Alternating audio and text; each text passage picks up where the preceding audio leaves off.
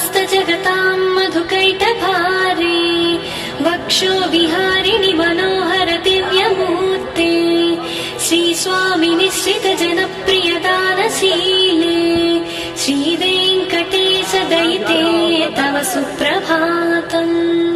तव सुप्रभातमरविन्दलोचने भवतु प्रसन्नमुखचन्द्रमण्डले गिरिशङ्करेन्द्रवनिताभिरर्चिते वृषशैलनाथदयिते दयानिधे अत्यादिसप्तर्षयः समुपास्य सन्ध्याम् आकाशसिन्धुकमलानि मनोहराणि आदाय पादयुगमर्चयितुं प्रपन्नाः शेषाद्रिशेखर विभो